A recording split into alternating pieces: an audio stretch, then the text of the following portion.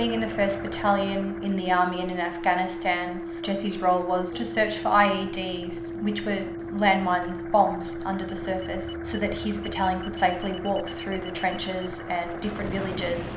2 very close friends of Jesse's, weeks into his deployment, were blown up by an IED. One of them did not survive and one of them lost a limb. His family talk about when he returned, he was just different. Jesse and I met early in 2014, and when I first saw him, I thought, what a physically appealing man. But he just came across as this gentle giant, this really lovely, gentle man. He had just lost his full-time employment working in Nauru in the detention centre as an emergency response member.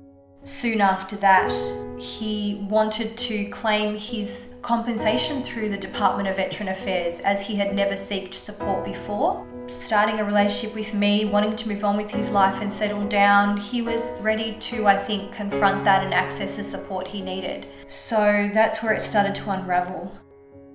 They get the training before they leave for the army, but when they come home to Australia, when they come home to their families and their loved ones, they're not untrained. They're medicated, they're numbed, they're just expected to get on with it, and there's no support. When I first met Karen, Jesse was 15 months old. Welcome. He was running around in a toddler. Welcome back. Thank you. Jesse and I seemed to hit it off very well. I used to joke that he was tipped me over the line to get married. He needed a diagnosis and to see a psychiatrist and to be medicated.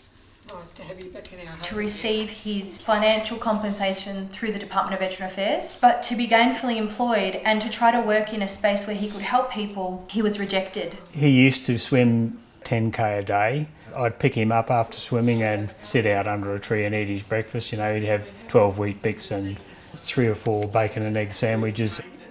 It was a year into our relationship. In bed at night, he would wake up in a sweat and he would be having nightmares of his wartime experience overseas. He would hear noises outside and run to try to attack whatever was out there. At school, a free-spirited, beautiful-looking boy. Trying to apply for work and create a resume. How do you translate what you do in the army and deployment in Afghanistan to a job? He got his school blazer with a gold pocket, which I don't think anyone had ever had before. The gold pocket means that you represent Australia in schoolboy swimming. When he was very young, he saw himself as a bit of a warrior, I guess. He identified with cartoon characters. Jesse's psychiatrist ended up saying that Jesse's PTSD was part-time, and that was the final straw. And he made a choice to end his life. No person should ever feel that they are not acknowledged for protecting us and keeping our country safe. Jesse was the 39th suicide victim for that year.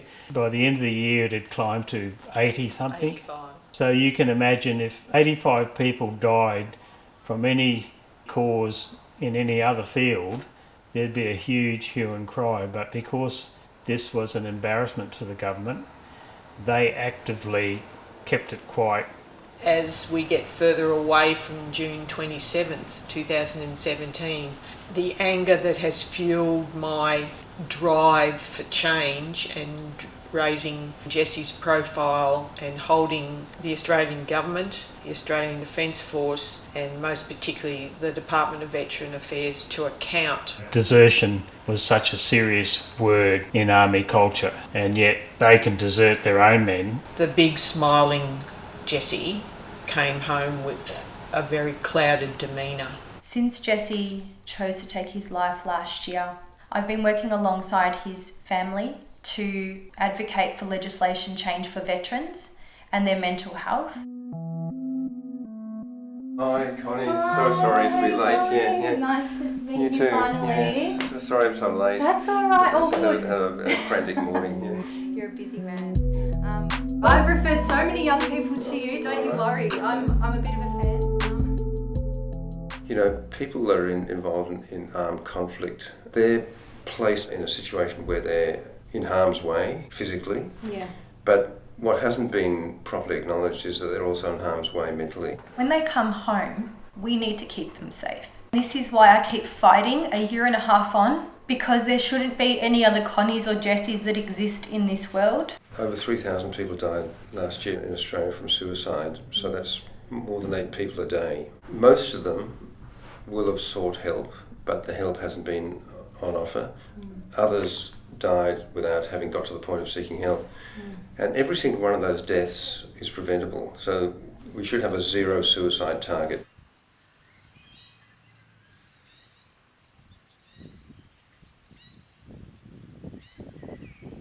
If Jesse had been helped when he put his hand up for help, he could be in Sydney today. He could be swimming. But he's not.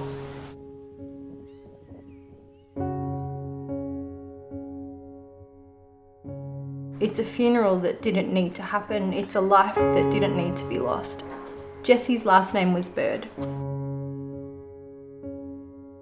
Jesse and I always wanted to get 2 birds holding hands to symbolise Jesse's surname and to unify our relationship. And so I still got that tattoo, and I had his Cook Island markings that he had on the back of his calf tattoo etched into my bird.